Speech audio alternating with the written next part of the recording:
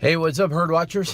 I am running some errands. I figured I would jump on. We haven't spoken in a little bit, but we got some stuff to talk about. Obviously, if you've been following the Riding Herd at Riding RIDING HERD page on Facebook and the Twitter profile for that is where I put up the sort of stream of consciousness links of some of the things that I'm reading that are affecting what I'm thinking, that make a point I'm trying to make. We've also been using Riding Herd to do some small social media style video, and that's been working out pretty well as well. We're probably going to wind up doing some more of that too. We did one on Seth Rich. We've got more coming on these sorts of things. But let's take a moment now, while I have a minute or two in the car, and talk about what's going on with the sort of this deep state attack on Donald Trump. So it started with the attempt to imply that Donald Trump had, shut down the Russian investigation, which got nuked when the acting FBI director went to Congress and said, hey, that didn't happen, hasn't happened. There's no indication that it happened. Our investigation has been unimpeded. An investigation, I might add, that has been completely fruitless. There have been no evidentiarily backed collusion attempts or pathways between the Trump administration and the Trump campaign and Russia. There is some question about the actions of Michael Flynn, a man who was vetted and cleared by the Obama administration, and Trump was probably wrong to trust the vetting that had been done under Obama. So, bad play there, but Flynn was found and gone. Now, when that failed to materialize as a viral topic, you could see the left sort of striking out, looking for something that would land. And then they hit upon this idea that Trump released classified information during a meeting with the Russians. And while they tried very hard to turn that into a thing, that does not seem to be going anywhere under its own power. None of the people there at the time corroborate the idea that Trump gave away classified information. He's legally entitled to give away information if he chose. And in fact, there's no dog that hunts there. But right on the heels of that, the Washington Post, I believe it was, hit upon another completely unsubstantiated story. And I want you to follow along with the pattern that you're seeing at play here. So someplace like the Washington Post puts out a unsubstantiated rumor from someone in the government or formerly in the government who's talking about what their associates had to say. And this unsubstantiated rumor gets, portends doom. And then they see if anybody pays any attention. And if nobody does pay any attention, they kind of move on to the next one and add it to their list of questions to use for the future. But if it does hit, then that one article is used as the source for every other media to jump on the story. They don't do any independent research of their own. You'll hear talking head after talking head after talking head just going, the Washington Post is reporting X. They never go, we went and found our own independent sources. They just say the Washington Post said something. In this way, if any one of these sort of narratives take traction, you don't have to muddy the waters by bringing in your own reporting. You can just report on the other reporters. And then other reporters report on you reporting on those others. And suddenly it's, 25 stories across 15 media outlets, all with the same headline. And the headline is not, according to anonymous source, James Comey, a memo from James Comey that no one has seen claims that Donald Trump said a thing. The headline is a picture of James Comey testifying before Congress. And then the text reads, James Comey says Donald Trump told him to lay off Russia investigation, which is not anything that's been said. It certainly has been implied, but it is not the context and content of the claim that's being held up. But if you're the kind of person, and most of the people in the world today are, you look at that very, very official looking image on the header of the Facebook share, and you read that headline, which is deliberately misleading, and you, oh my God, James Comey was testifying before Congress and claims that Donald Trump told him to lay off Michael Flynn, which is, of course, not true. And even if the memo did accurately reflect something that Donald Trump said, that certainly would not rise to the level of trying to shut down that investigation. I think even if the quote is accurate, it's simply the conversational tone of a non-government worker, talking about a legally laden topic. But in any case, that's not really the issue. The issue is this. This is the moment when you are going to see the Trump presidency made or broken. And it was always possible that they were going to break it. You're looking at the combined might of both sides of the political spectrum, the GOP, which certainly has never been a friend to Donald Trump, and the Democratic Party, and then you have the far left, and you have the career politicians, you have the career intelligence operatives, and you have the entirety of the news media. And they have all set their sights on a single goal: remove Donald Trump from office by any means necessary. And that's necessary to them. It's not necessary. It's not useful for them to just let 4 years or 8 years play out.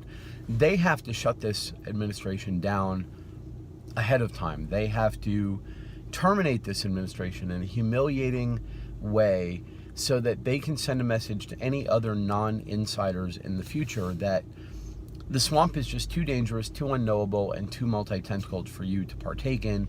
Certainly back off and leave this to the professionals. You, the average citizen, has no place here. Now, they may very well succeed. It was always a possibility that they were going to succeed.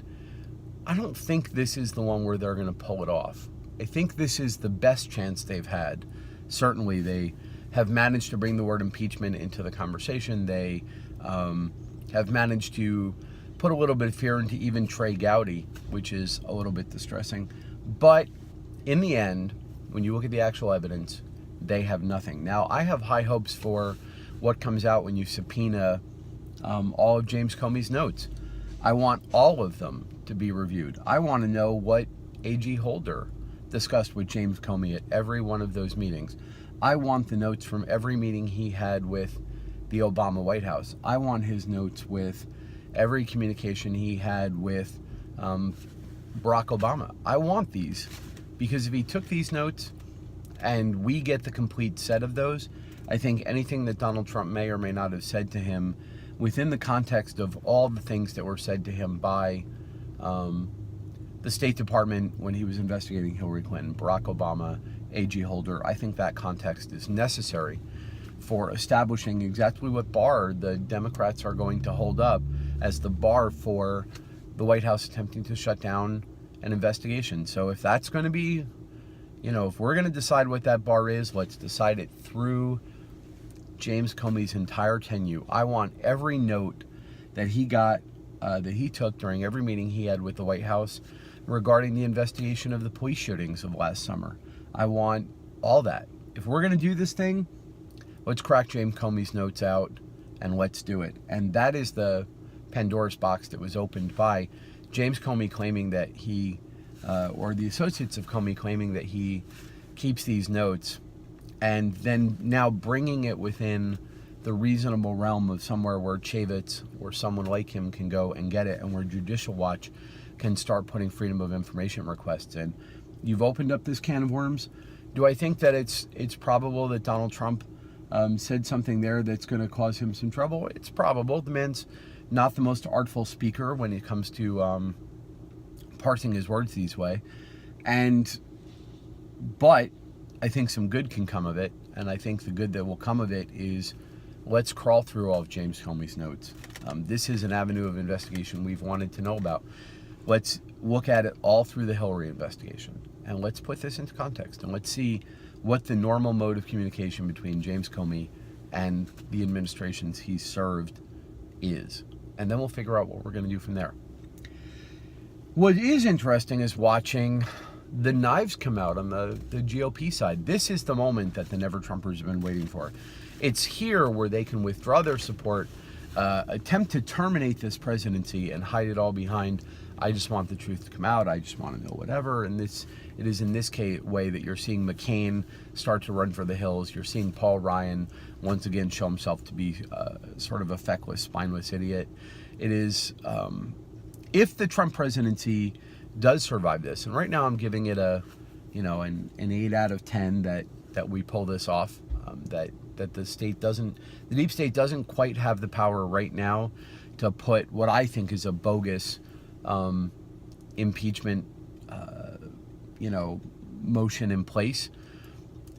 I think this will be good for Donald Trump to see that the people that just spent the last 4 months sort of weaseling their way up to him and going, oh, now that you've won, we see the light, we're really your friends, they're all going to pull back, and he's going to find that he's left with just the cadre he brought with him of hardcore, loyal people that genuinely have his and the nation's best interest at heart.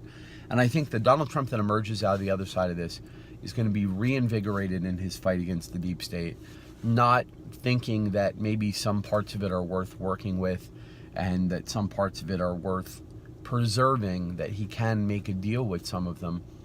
I'm hoping he comes to the realization that it is the way it was when he took office, that the moment these people he considers his friends and allies have the opportunity to oust him, that they are going to do so, and that what he needs to do is just clean it out, clean house, get everyone, go through the FBI like a buzzsaw once this is done, go through the judiciary the best way he can, go through the White House staff, go through and start cleaning, finish the process of cleaning out the dead wood within his organization, because now he sees the shape that the snake will take when it strikes. Now he has that opportunity to emerge sort of rededicated to his primary task. And if that happens, if this sort of festering boil of the establishment now has this moment to strike, which is kind of when they're at their strongest because their influence is waning, and they're using a lot of it to launch this attack, that if this turns out to be a failed attempt by them, I think they're going to be facing a public that has dramatically less interest in what they have to say. I think they're going to be facing a Donald Trump who is righteously livid about the attempt both from within and without the GOP to help this along, and a Trump that no longer is going to believe their intimations that the state is something that can be worked with. And with any luck at all, we come out of this stronger than we went into it. We'll see. Anything is possible. This is politics, and we are playing on a playing field where the stakes could not be any higher for personal power, and the people who have amassed power in the shadows and in the background, who are amassing an incredible amount of money via that power, that these people were never going to go quietly into the night, that they were going to find a moment and strike. And anyone who thought that their strikes were going to be forever ineffective, or that their strikes were not going to be difficult to counter or to avoid, was deluding themselves. Did you think these people gained power because they aren't good at this? But we survived the pussy grabbing memos. We survived the rest of it. Again, I think we're going to find that when you dig down, there's no there, just like there hasn't been yet, and that they are openly celebrating their attempt to win a narrative war. But as long as some Republicans keep their spine and testicles about them, winning a Twitter meme war is not the same thing as actually removing somebody from office. That takes votes of elected representatives, and not the deep state representatives, but actual elected representatives. And I think it's time that we deal with that. So all you people using ResistBot to do whatever it is you're using it to do, I would encourage you to go ahead and use similar tools to show your support for the president with your representatives, the elected representatives. Remind your GOP representatives the price of betrayal on this. I'm not saying that we should support our president if he actively attempted to do wrong. I have no intention of being a blind supporter. I just simply do not believe that that's the case. I've seen no evidence to the case, and I've seen more and more times than I can count over the last year when the media has deliberately whipped up a frenzy over something that it turns out was nothing, or that I supported in the end. And I'm not going to jump the gun this time. In essence, this president has my benefit of the doubt, just like he doesn't have it for many of you. Obviously, it is hilarious that the same people who feel that there's no problem with Barack Obama meeting with James Comey during the investigation, that there's no problem with the State Department and AG Holder colluding, that there's no problem with Loretta Lynch meeting Donald Trump on the tarmac of an airport for a while when they didn't think anyone was going to see them having a secret meeting. The people who had felt that none of that was worth looking into are suddenly all very, very upset about the phrase, the reported phrase, can we just let this go? I find hilarious. But hey, let's get the notes about Loretta Lynch from James Comey. And if he doesn't turn over, if they don't make available all the notes, if they attempt to just hand us the one most damaging note, then I expect that hopefully Trey Gowdy and Jason Chaffetz and the rest of the Republican Party still have enough sack left to remember that they're supposed to be working for us and not serving the GOP in particular. In any case, I've talked long enough. As you can see from the background, I'm sitting here in a parking lot waiting to exchange my propane tank so I can make some lunch. I'll talk to you guys later. And as always, follow Herd Watching, HERDWATCHING, over at Facebook. And you can find our channel on YouTube. I'll link it somewhere. And follow Riding Herd, RIDINGHERD. There's almost 30 of you, or whatever the number is. And we are growing slowly. So if you want to join a community, you certainly don't have to need to agree with me. I am more than happy to discuss and or debate any of these things in the comment section, as long as you have a reasonable capability of holding a debate and you have something to say other than just lol Trump sucks. I'm happy to engage. So, and if you have something really, really interesting to say and you're fun to talk to, let's jump on a Skype call. Let's do a vlog together. All right, man. Everybody, I'll talk to you later.